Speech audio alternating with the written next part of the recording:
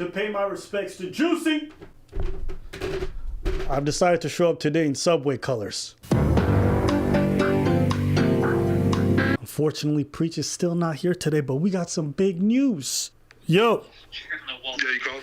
Yeah. Juicie's guilty. Of course Jussie's guilty. Of all charges. Of course, of all charges, bros. Of all? All charges. How you feel about it? Good. Of course he's guilty of all charges. The fuck you mean? You gonna fucking jerk a guy off? You're gonna goggle his fucking cum, right? Then after that you're gonna hire him to fucking do race play shit. He's right here. You're gonna hire him to do some race play shit, and then after that you're gonna say, "Ooh, MAGA." No, it was not MAGA. It was nigga.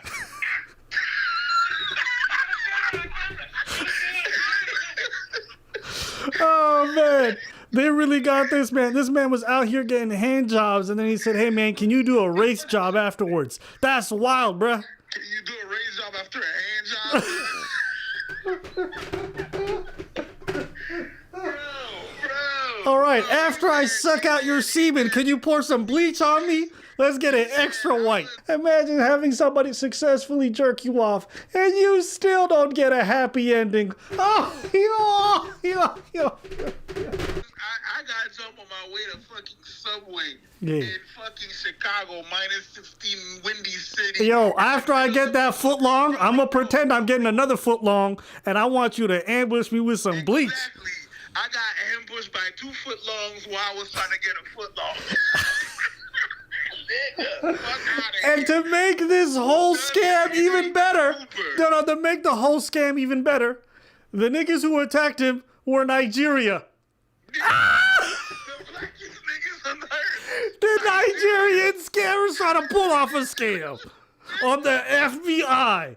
If you don't get the fuck out of here, of course he's guilty. Yo, listen. It's like the comedy writes itself with this shit, bro. Bruv. The only thing we're missing are a few Indian telemarketers, and this is a whole ass full-on scam. Yeah, that he fucking called Uber, and it was an Indian dude called it. Can I take that order? And then the fucking, I'd like to get mauled by 2 black Nigerians, motherfucker, with MAGA hats and a noose around my... You know what? If this wasn't a hate crime, this, I'm pretty sure, all right, big pause before I say this, would be a great premise for like a porno. You know what I mean? Like, like you always see it, right? You see a white girl running through the hood, and 2 niggas come out their window. They're like, "Come here, white girl. We're going to fix your car." And she's like, "I don't have a car." They're like, "Well, we're going to change your oil." She walks in. I feel like it's like this. It's like on that level. This was a porn plot turned into a hate crime. Watch your Pornhub tomorrow, man. Yes. It's going to be full of fucking gay shit with MAGA hats and black dudes. Yes. Getting juicy in Chicago at night. Oh my days! Get the fuck out of here. Oh my days! That was the worst shit ever. Of course he's fucking guilty. Today's video is brought to you by Scentbird. What is Scentbird? Well, it's a fragrance subscription service. It basically gives you access to 600 brands of fragrances. You know, sometimes you don't know which one to choose and you want to see what's out there. You want to try out stuff. They come in these really cool cylinders that are super easy to use. You just pop it up here, boom, that's it. Super easy to use, okay? And you can use it for 30 days, try it out, and if you like it, then you can commit. Rather than paying hundreds of dollars for a fragrance that you may not even like long term, this gives you a chance to actually rock it, wear it, see how you feel with it. You choose what you want. You choose if you want a 3, 6, or 12-month subscription, and then boom, at your door, you get your fragrance. And they have high-end brands like Prada, Gucci, Versace, as well as a variety of high-end fragrances that you can choose from. And right now, you can use my promo coupon, I'mAPreach2, to get 30% off your first month on Scentbird. That's $11 for your first month to get your fragrance. Why not treat yourself? All right, well, listen, bro. I'm not gonna keep you. You just have fun on tour. You do your thing, and we'll catch you when you're back. I don't know what sentence they're gonna give him though. Who knows? They're saying the time they may get will vary. I think what's important is that he was found guilty, and that people start to think twice before they try to do shit like this. Because in my opinion, it's like this, right? I think people are like, why would somebody fake a hate crime? But I think it's now time for everyone to acknowledge that some folks find tremendous amounts of power in framing themselves as victims in every situation. You feel what I'm saying? And this is no different. He saw it as a potential career advancement to have a hate crime committed against him. And so he had to fake one to advance it for himself. Think about that psychology. That means that victim status is so powerful that motherfuckers will try to lie to cops and the FBI to advance their career. Yeah. Yeah. Bro, I'm telling you this. I'm pretty sure that he's going to get like house arrest and some shit like that. And he's going to wish for jail. Oh, that's so bad. I was wishing for jail. Yeah. More black people running trains on me. Stupid. You stupid. All right, bro. I'm going to let you go, all right? All right, man. All right, peace. If you're going to pretend that white dudes are going to commit a hate crime against you, wouldn't it make sense not to hire the blackest black people possible? Nigerians. I love my Niger people, all right? Burna Boy's king, all right? Now a bunch of Nigerians are rolling their eyes.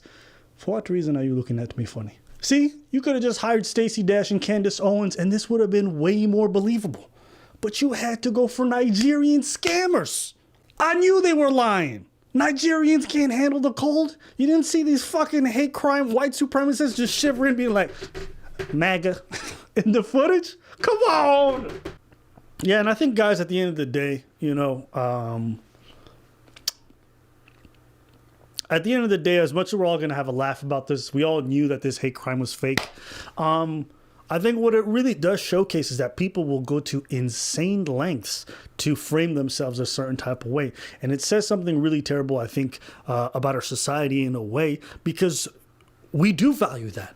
We do inherently want to believe people who say they were victimized. Why? Because we understand that there's been very few remedies for them for so long. But in that process, there's people who are opportunistic. There are people who would take advantage of folks' goodwill and try to frame themselves in a position, put other people at risk for their own benefit. So we also have to do our due diligence and just understand, like, hey, man, if the evidence is not there, it's not there. And you just can't believe somebody. And if that story sounds fishy, investigate it, okay? Because I can assure you, every black person who heard this story went,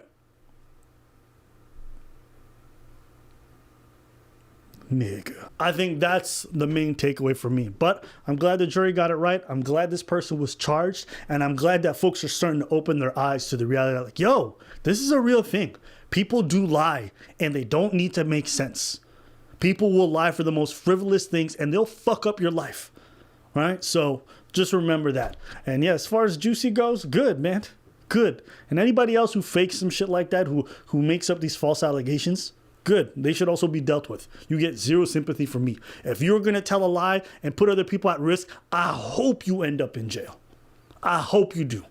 Because too often, people who do this and put other people's at life, right? Because like, if someone's found guilty of your lie, they go to jail for like 16, 20, 25 years, sometimes life.